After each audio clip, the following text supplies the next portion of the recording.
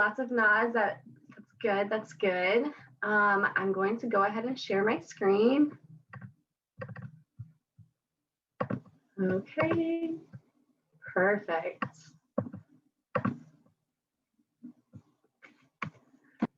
All right, so we have made it to week 4. How exciting. So week 4 is advanced chatting. So we'll be going over some of the advanced texting information as well as advanced calling. We'll be talking about FaceTime as well as password and security and advanced settings. So does anybody have any questions about the agenda before we get started? All right. All right, so there are a couple of advanced techniques when we are looking at texting on our device. So the first one would be quick response. Now, if we have our phones open, there should be a either like this window icon, or perhaps it might have the 3 dots, or it might have an arrow that you have to push over. Yeah, the arrow is really popular. So then you'll have a couple of different options down here. So one of them is quick response. Now, quick response allows you to send a text that is a pre-specified text. So that might look like, hey, I can't call right now, can you text me? Or, hey, I'm in a meeting, call back later. There are already texts that your phone has already provided for you. So that way, if somebody's calling you, you can give them a quick response that you're not available at the moment. We also have scheduling a text. So again, it's right next to quick response, and scheduling a text is a really good way of texting someone at a specific time that isn't the time that it currently is. So you can schedule a text out in advance to a certain person that you won't have to remember later. So does anybody have any questions about quick responses or scheduling a text? Alex, is that only available with the newer phones? Because I don't see it on mine. Let me go ahead and check on my phone. It should be on both. Let's see. On my text, I only see, I see a microphone. And the quick responses, if I hold the text message, I get a few things, but. Got it. Yeah, so on the newer phones, I think they actually did away with this option. I think that this is more for the older devices. But I'm pretty sure that if you go into your text settings, so if you click settings, and then you go into texting, or if you go, it should have an option to have quick response. I know that one is pretty standard. Okay. Yeah, good question. Thank you. So we also have speech to text, or it might just be a speech. Alex, I'm sorry about it. I don't have anything about texting at all on my phone. I have message. Yeah, this is your messages are the same as texting. Okay, but I don't see anything. I have I don't know, an iPhone 10, I guess, XR. I don't know. I mean, it's a couple of years old. It's not paid for yet. So, but it's I just don't see. I don't see any of these. Neither do I. So yeah, I think the newer phones kind of gotten rid of this. So, but the quick responses should still be on your phone. So that usually happens when someone's calling you, and then you will have the option to send them a message, which is your quick response. That would be on phone calls. Yeah, but it's through your messages, your texting. Did that answer your question? I guess I'll have to experience because I just, I'm just, Yeah, not- it's not there. I want to slow down the class. Yes, I'm saying I have a 10S. So I will have to experiment with that as well because generally it's either the phone call or the text. Yeah. So I'll have to see if I can do that just to let people know that I'm unable to speak. Right. Okay. If you can hear me, I agree. I have an Apple 11. And Okay. it all looks new to me. Okay, so let me just go ahead and go through what we have on the newer phones because I kind of assumed that the phones would be older and that this would still apply. But okay, so for the newer phones, we have now a list. Is this what you guys have? Yes. Yeah, okay. So your quick response won't be in this section. Now it will only appear when someone's calling you. So if someone's calling you, you can decline the phone call and then it'll have like an option like decline with message, which would be your quick response. So it won't be here anymore, but it will still be a text message. Okay. Yeah, and scheduling should still be in your settings. If you go to your settings and you're looking through your text messages, it should still say you can schedule a message out.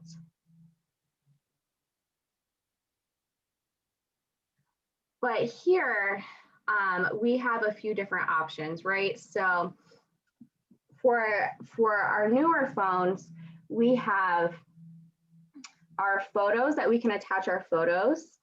We can also attach the App Store information. So if we wanted to share a specific app, we could click this App Store button. We can also share our Apple Pay information through that. And then this right here, this red icon with the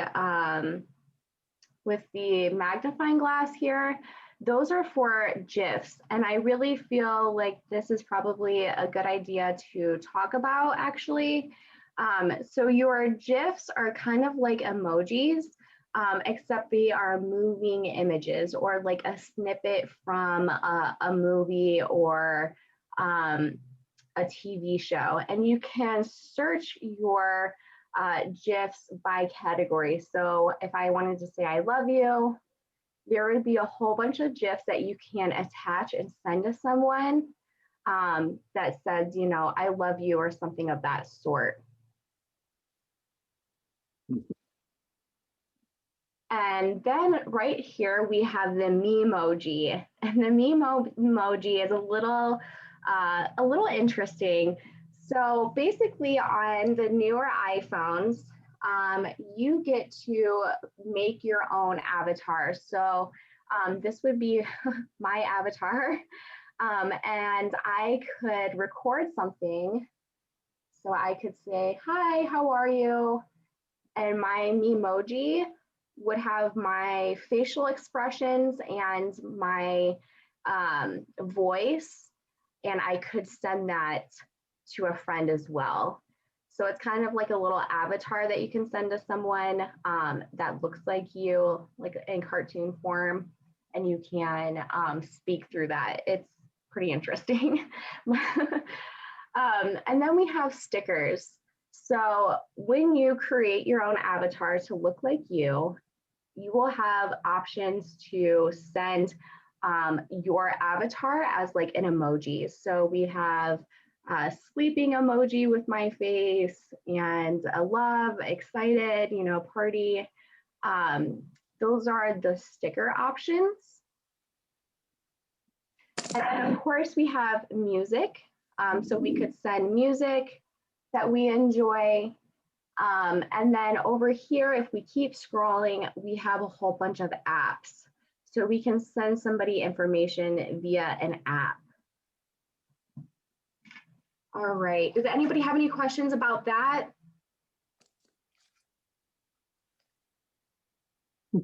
Okay.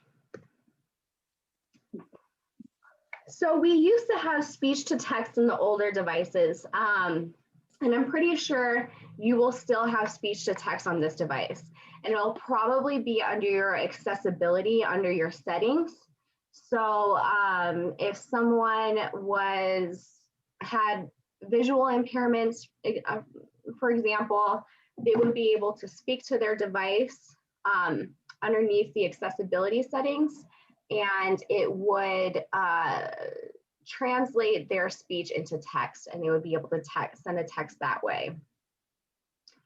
Now it's more popular to send audio or video. So if we're going back to our text messages, right here, this little line and a circle icon, that is your audio. So if you wanted to say, hi, how are you?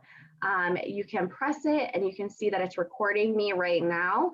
And then if I let it go, you can play it to listen to what you said and delete it with this X if you did not like it, or you can send it with this arrow right here. So I'm going to delete it, but you can always just re-record by pressing this button. So you can re-record and then play it and send it and delete it. And then of course we have our photos. So you can select a photo that you have taken in the past by clicking this right here. So that's going to pick a photo from your gallery. And then if you tap this camera icon right here, it's going to take a picture of whatever you're looking at. So you could take a picture and then send it that way. Okay, does anybody have any questions about, sending videos or audio?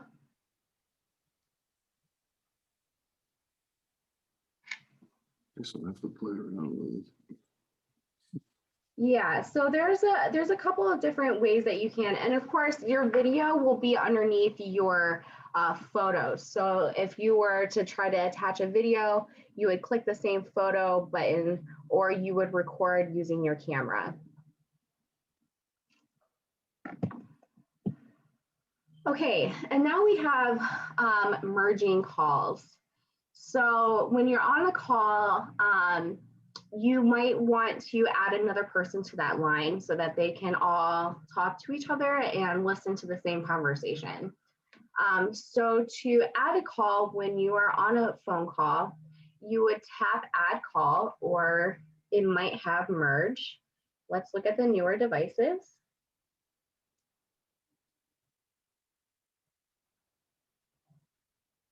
Yes, okay, so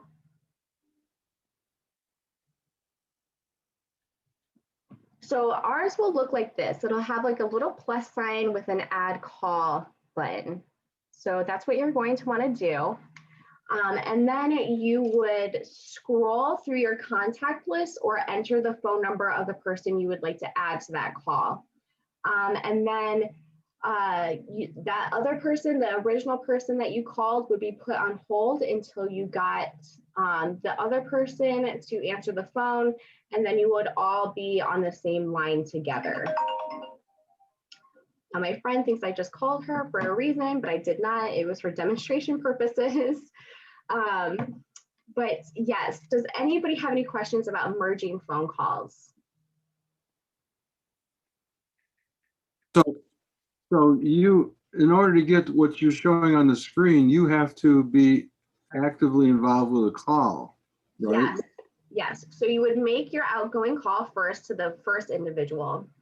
And then when you click add call, it would put the first individual on hold until the second individual answers, and then you would all be on the same line.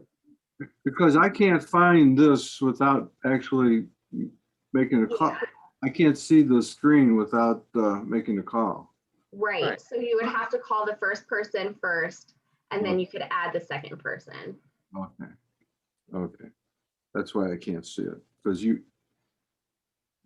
started making a call. Yeah, so I called my friend who now thinks that I called her for a reason, but I did not. So I called my friends, and then to show you guys what that screen looks like, the little plus add a call button, that's how I showed you guys. Cool. Yeah, perfect. And then we have speed dial. So speed dial is a way that you can program a certain number on your phone, on your phone's keypad rather, to assign a contact. So you can press and hold the number that you would like to assign that contact to. And at the top, it'll say tap to add number, and then you can select from an existing contact, or you can input a phone number. So yes, that's another really good way of, so like down here we have favorites. So it's just kind of another way of favoriting a number, except this time you won't have to go underneath the favorites tab. You would just have to press and hold a number, and it will automatically dial that number. Does anybody have any questions about speed dial? Okay. And now we have FaceTime. So you can use FaceTime to reach, to call people from their phone number, email, or Apple ID. You can make both video and audio phone calls, and you can contact up to 32 people at once. So it's kind of like merging phone calls, except it's kind of like a party line too. It's everyone is there. And then you can switch from a front-facing camera, or you can switch back to your back lens, and you can show people what you are looking at, or you can have them looking at you. Yep, and you can create favorites, which this video will show you how. And your FaceTime calls are integrated into your recent phone call list. So in the other weeks when we talked about your phone recents list to go back and call someone, your FaceTime phone calls will show up in your recents list as well. And then lastly, FaceTime does work over Wi-Fi with an iPhone 4 or later, and with cellular data as well. So if you only have access to Wi-Fi, you could still use FaceTime. All right, I'm just going to go ahead and start the video. Let me share my audio. And it takes a little minute to get used to these really weird arms, but just bear with me. I know that it kind of looks weird. FaceTime is a great way to communicate with other people who have iPhones, iPads, iPod Touch, or Apple computers. First, FaceTime must be enabled in Settings. From the home screen, tap on Settings. Swipe up to locate FaceTime. Next, tap on FaceTime. Enable FaceTime if it isn't already enabled. As well, you may see and select your contact information that can be used to reach you using FaceTime. When finished, swipe back. Return to the home screen. Now, let's tap on the FaceTime app. It looks like a video camera. Displayed may be a list of recent FaceTime calls. Tapping on any of these immediately places a FaceTime call in the format of the last call you had with this person.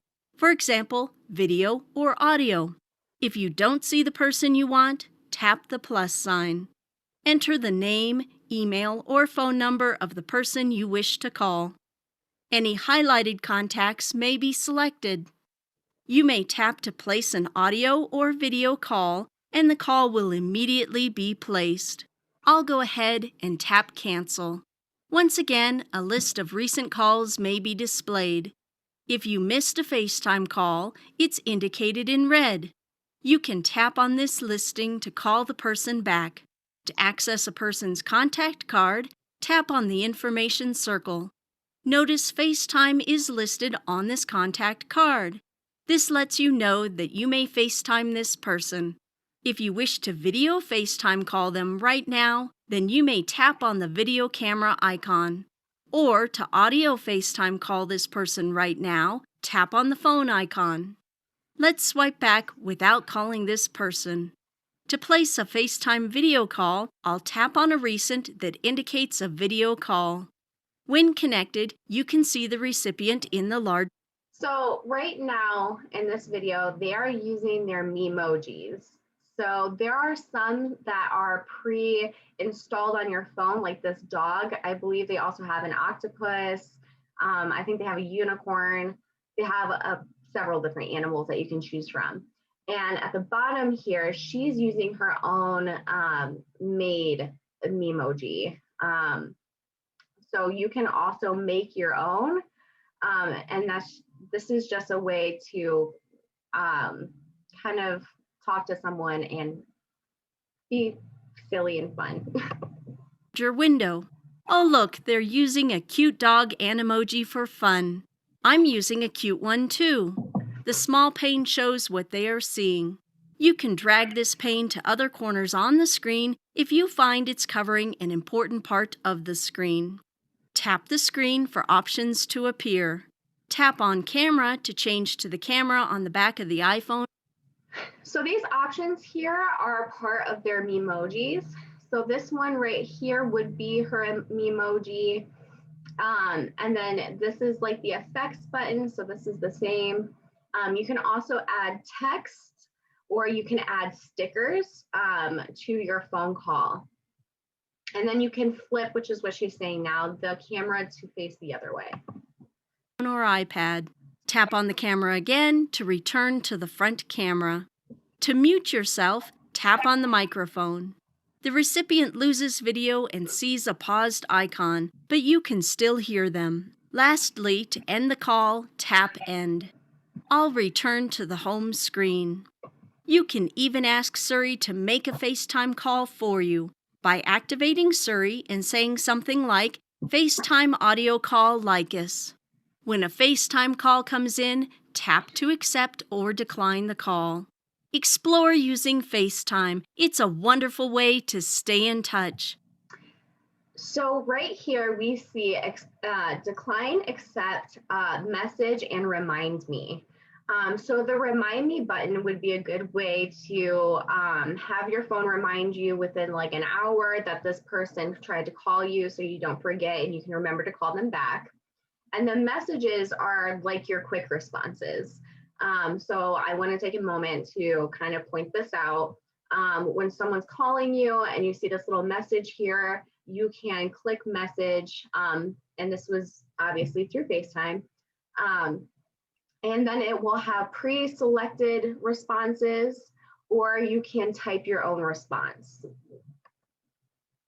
To learn more about the amazing iPhone features, please visit us at MyMobile. Okay, so did anybody have any questions about FaceTime? It's a really cool app, and that way you guys can visually see each other as well as hear each other. So if someone's pretty far away, or you haven't seen someone in a really long time because of the pandemic, it's kind of like Zoom, but for your phone. So it's a really great app. Alex, Yeah. I see, it seems to me I use the app, but I don't have it.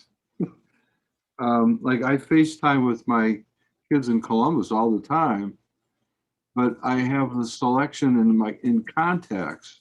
If I know they have an iPhone, Oh, yes. I know I can. So yeah, I don't even know if you need. I don't even know if you need the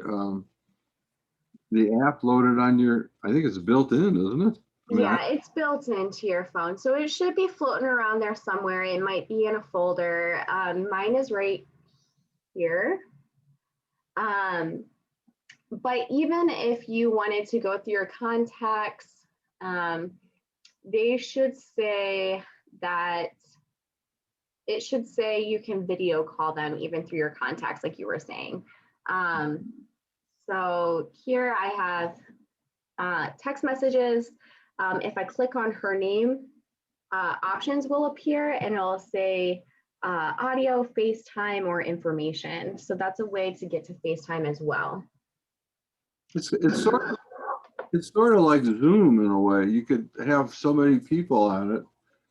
Yeah, it's kind of similar, except I'm not sure if a lot of you are familiar with Snapchat, but it's kind of like Zoom and Snapchat combined. So Snapchat allows you to edit the picture or video with stickers and GIFs and text and filters. FaceTime allows you to do that as well. So it's pretty, I guess you can say, trendy. Pretty attractive to teenagers. Yes. All right, so moving on. FaceTime is a great way to communicate. No. Okay, so I remember you all asked me about screen sharing a couple weeks ago. So I went ahead and put this information in this week's lesson. So on an Apple device, it will be called screen mirroring. And this is from your control center. So if you pull down on your control center, you're going to see the screen mirroring button. So this feature allows you to mirror what's on your phone screen to a bigger screen like a smart TV. Now, I should emphasize the fact that it has to be a smart TV for screen mirroring to work. For iPhones, of course, it could also be called AirPlay, depending on the type of phone that you have. So it could be screen mirroring or AirPlay. So to set up, you would go to the control center, by swiping down at the top of your screen, and then you would tap the screen mirroring icon. So this icon here. And then from your TV, there will be a list of the available devices. So your TV will prompt you with a PIN that you will need to put into your phone to connect your phone to your TV. So it'll provide you again with a PIN that you're going to have to put into your device to connect the two together. And then your device's screen will appear on the TV. If you wanted to stream the TV screen to your phone or tablet, and the TV supports it, you can tap other device and phone and switch back and forth. And you can use multiple apps. So this could be sharing a picture to sharing a movie on your phone. So does anybody have any questions about screen sharing or screen mirroring? This is I probably am the one that asked you about this. Yes. Because it's wonderful. My son set it up for me. Will we get a copy of this these screens that you're showing?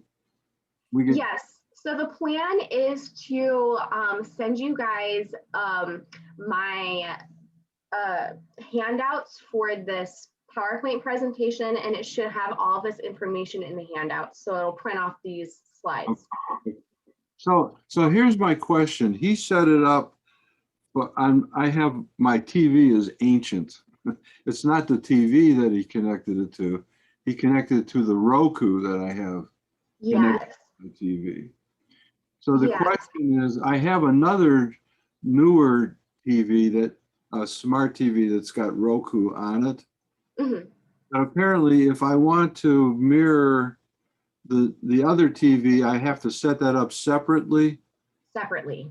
Okay, so it's like having separate accounts in a way. Yes. Yeah. So even if you had a Bluetooth pair of headphones and another Bluetooth pair of headphones, they're going to have different names and they're going to have to be set up separately.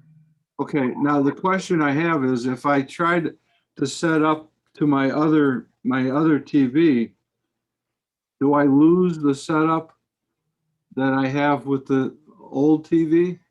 No. So Because- similar to your Bluetooth, again, I'm using Bluetooth. That's a really good example. When you click the Bluetooth or the Wi-Fi button even, you're going to have a list of available, networks or available devices. It will be the same thing for your screen mirroring. So you'll have a list of available options. So I personally have living room TV and then basement TV. That way I can differentiate between the two. Yeah, I'll tell you, it's fantastic because just a little aside, I don't know, the Cleveland Orchestra, since it's not performing now, if you're a subscriber, they send you, they have Adela, it's a website, and they perform masks on just the string instruments, but they perform weekly and they send it on Adela and you can watch it. And if you can send it to your TV, it's you have better sound and everything. It's just phenomenal. It really is terrific.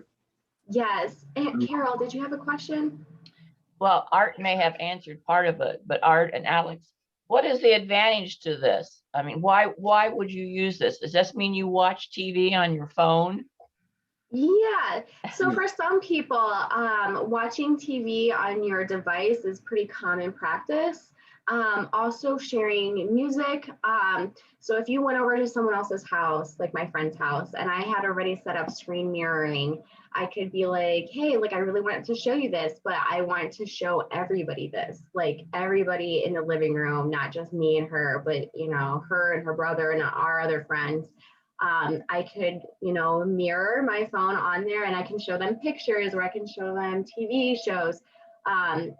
So a really good example of this would be I have Hulu, right? But my friend doesn't have Hulu. I could log into my Hulu account on my phone and then screen mirror that onto her TV and then we could watch Hulu together. Aha. Aha. Okay.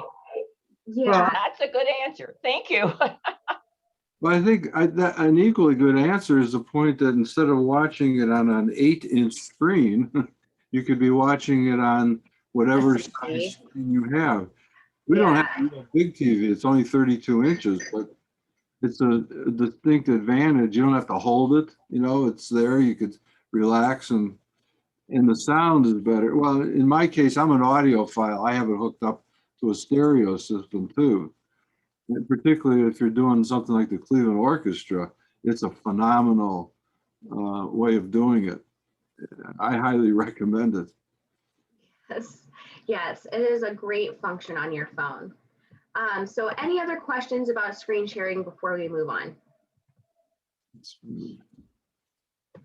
Okay, so next are passwords and security. I really want to emphasize the importance of passwords and security, but I also want to mention that it's really crucial that you remember or save your password somewhere safe and secure. I remember I was helping someone get their password together. We wrote it down on a piece of paper. She put it away. She forgot where it was and was locked out of her device and had to go to her networking company to get into her phone again. So again, so if we're gonna set up a password and security, please, please, please make sure that we are saving that information somewhere safe. And we can always refer back to it. So there are a couple of different passcode options. So there's more than 2 now. I guess I forgot to put the 3. So there are a 6-digit passcode, a written passcode. You can also do a pattern, and there is now Face ID or face recognition. Some phones also have the thumbprint recognition. I think the older devices, all of the newer devices seem to be leaning towards facial recognition. So to set up your password, you're going to want to go into your settings and select Touch ID and passcode. From there, it's going to give you your options. So your PIN, your passcode phrase, so the letters, or your facial recognition ID. To set up a password, you would just go ahead and enter your password, confirm your password, and click change password. Or if you're doing a facial recognition ID, you're going to want to click facial recognition, and then your phone is going to ask you to hold it and to look around in all of the aspects of your face. So it's going to really take a picture of you and get an idea of what your face looks like from all angles. And then you would want to confirm that again to change that, that security function. So does anybody have any questions about passwords and security? Yeah, I think the facial recognition ID is probably the easiest because, you know, your face is your face, and you were not going to forget, you know, your password or anything, and nobody else will be able to log in because it's set to your face. And you can also, when you set up this password and security, it's also going to function on certain apps. So for example, my Chase banking app, instead of putting in my login information, it looks at my face. So when you go into your banking app, it should say, do you want to log in with your password or your face ID? And then I would just hold it up to my face and it logs right in. And that's a really good way to not have to show everyone your password, and you can just quickly log in real fast. Especially if you're out in public. That way they can't get your information because it's just your face. Remember, during COVID, if you're wearing your mask, it's not going to recognize you. Yes, but I'm super surprised because it does recognize me in like the ugliest of forms when I'm like, you know, looking from this angle. It still recognizes me, and I'm like, oh my gosh, like that's awful. Okay. So, but it does a really good job of recognizing you. I think the mask, like Art said, is a good area to be cognizant about before you're using your facial recognition ID. All right, so moving on, we have advanced settings. So there are a ton of settings in your settings information. The best the information I could give someone regarding settings is to kind of just walk through them. So clicking on all of these and seeing what your options are is a really, really good way of getting to know your phone. I can honestly say I don't know all of the setting options because there's just so many that you could just spend all day kind of scrolling and looking through them. There's just a ton of options for you to customize your phone the way that you would like. So to begin, we'll be talking about Siri and search. So that is right here. And again, Siri is the assistant to the Apple phone. And when you click your settings here, it will ask you to set up your assistant. So it's going to ask you to say certain phrases and words, and then you can enable and disable your assistant anytime you want from this setting option. And then of course we have Touch ID and passcode.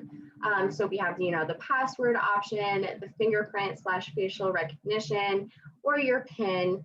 So that is right under your Touch ID and passcode, or you can click no Touch ID or passcode necessary. So your phone would be not protected, but that if that's what you would like, you can also do that there. And then under here, we have battery. And your battery will tell you the percentage and usage of your phone. So it will have a breakdown of the apps that are using your battery and which app is using the most battery and how much battery it's pulling from your phone. And that way you can make some decisions about what you would like to do with that app. So if it's an app that you would like to continue using, you can kind of ignore that. But if it's an app that's just kind of draining your phone, you can see that that's what it is doing there. And then you can like delete the app if you don't want it anymore, or you can have it be on power save mode. It's really up to you. And then we have the iCloud information, which is not under here. I think it actually might be under general. So if we click general and we go to iCloud, I believe it's under general, it will tell you your storage updates and backup information. So it'll tell you how much iCloud backup storage you have. It will show you all the files that it has backed up already into your iCloud, and it will provide you with information about updates for your iCloud. So again, the iCloud is a storage, an expanded storage function that's on your Apple devices. So on your Apple phone, on your Apple tablet, on your MacBook, your iCloud is attached to your Apple account. And then we have iTunes and App Store. So that will be going over your iTunes account information and your App Store information. So you can change the credit card or debit card that's linked to your App Store and to your iTunes. You can also edit your iTunes here. And then we have Control Center, which somebody had mentioned that you can customize your Control Center, and this is where you would add and remove features in the settings of your device. So for your Control Center, this part you can add or remove some of these functions and edit them as you wish. All right, any questions?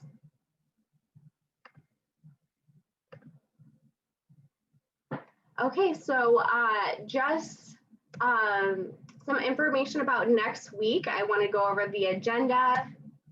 So we will be going over, oh no, not advanced settings. Oh wait, yes, more advanced settings. I think this is the Google settings, yes. I think we'll be talking about additional settings here. We're also going to be talking about the App Store and the icons that are for some popular apps. And then we'll be briefly going over some really popular apps such as YouTube, Pandora, Apple Health, Facebook, Kindle, Amazon, and iTunes. So we'll be going over some preliminary information about the App Store and some of these applications that are really popular. So does anybody have any questions about next week's agenda? Okay, so I do want to say that next week is going to be pretty heavily loaded, I guess you can say, with information. I do believe that we're going to start on time tomorrow in order to get through, not tomorrow, next week, in order to get through all the information that I want to get through. It's going to be, yes, very exciting and a lot of information. All right, everyone. Well, if no one else has any questions, I appreciate your attendance and participation, and I will see you all next week. All right, thank you very much, Alex.